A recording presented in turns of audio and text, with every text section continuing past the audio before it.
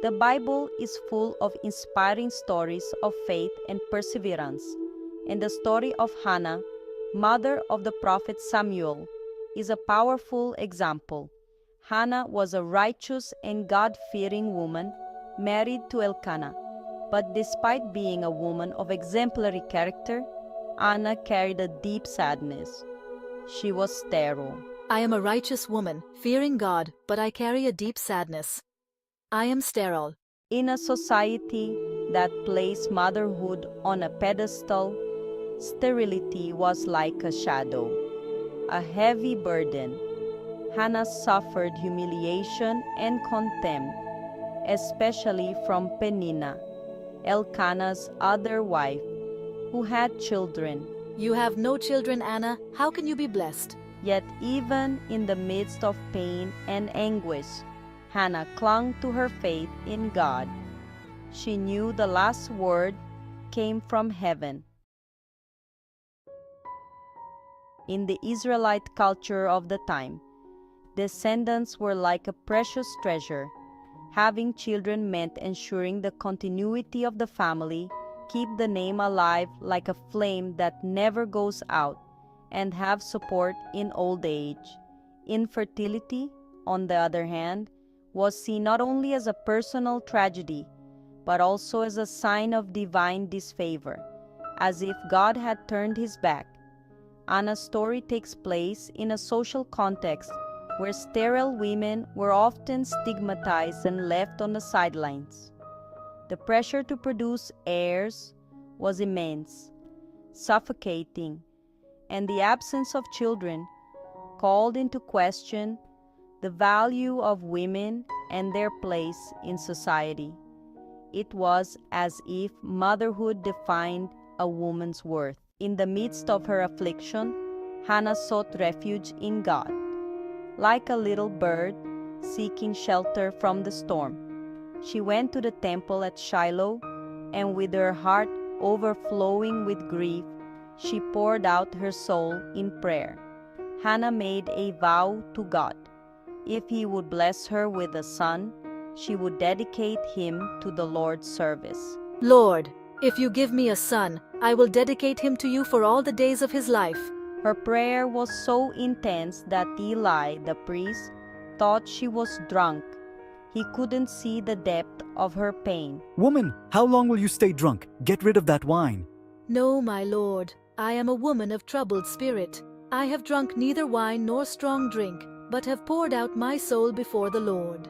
Go in peace, and may the God of Israel grant you what you have asked. Eli, the high priest of Israel, was a figure of great religious authority, like a beacon guiding the people. Grace granted. The birth of Samuel. God, in his infinite goodness, heard Anna's sincere prayer and blessed her with a son. It was the answer she had been waiting for, the light at the end of the tunnel. I gave birth to a boy, and I named him Samuel, which means God heard, a name that carried within it the promise and faithfulness of God. Samuel's birth was a true miracle, like a gift from heaven, a testimony of God's faithfulness to his promises. My joy was immeasurable. The long-awaited son, the fruit of my tears and prayers, was living proof of God's power in my life. Anna dedicated Samuel's early years to raising him with love and teach him about the goodness and faithfulness of the Lord. She sowed in his heart the seeds of faith that would one day blossom. Fulfilling the vow. Samuel dedicated to the Lord. Faithful to the promise made to God, Hannah took Samuel to the temple in Shiloh so that he might be consecrated to the service of the Lord. It was an act of faith, of total surrender. Committing my still young son to Eli's care, I demonstrated unwavering faith and obedience. Samuel's delivery was not easy for Anna. The physical separation from his beloved son certainly caused him pain, as if they were cutting out a piece of their own heart. But Anna understood the importance of the vow she had made. It was bigger than her, was for the glory of God. I trusted that Samuel would be safe in God's care, and that my son would fulfill a special destiny. It was as if I was handing him over to the Creator himself. Anna's Song of Praise, a hymn of gratitude. Touched by God's faithfulness, Hannah sang a song of praise and gratitude to God. It was as if the words came from the depths of his soul, full of emotion and sincerity. My song, recorded in 1 Samuel 2:1-10, is a hymn of thanksgiving for the answer to my prayers and a testimony to the greatness and power of God. Hannah's song is a landmark in biblical history, not only for its poetic beauty, but also for its theological significance.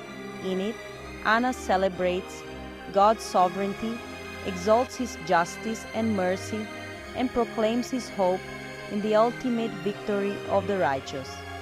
It is a timeless anthem that continues to inspire and touch hearts to this day. Anna's legacy, mother of a prophet, woman of faith.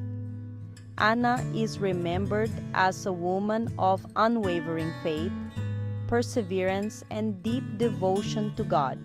She is an example to all of us, showing that faith can move mountains. My story inspires generations to trust in God's promises, even in the midst of difficulties and trials. I, the son she dedicated to the Lord, I became one of the greatest prophets of Israel, guiding the people and anointing the first kings. Anna's legacy extends far beyond her motherhood. His story teaches us about the importance of prayer, God's faithfulness, and the power of faith to overcome life's challenges. Anna teaches us that faith is the key that opens doors, even when all seems lost. I am an example that God honors those who seek Him sincerely and are available to serve you. Timeless lessons from Anna's story. Anna's story, although ancient, carries timeless teachings that echo to this day, as if they had been written for us. His life is a testimony that God hears the prayers of those who suffer, that faith and perseverance are rewarded, and that obedience to God's plans, no matter how challenging, leads to blessing. Anna's story invites us to reflect on our own faith and the way we face adversity.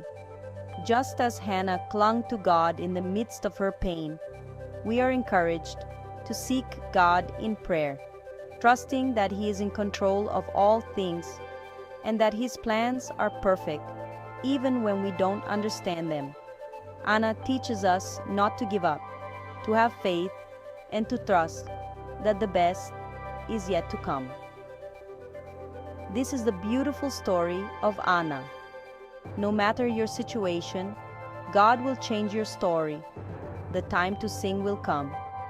Believe that God can change the entire course of a story. Right on the channel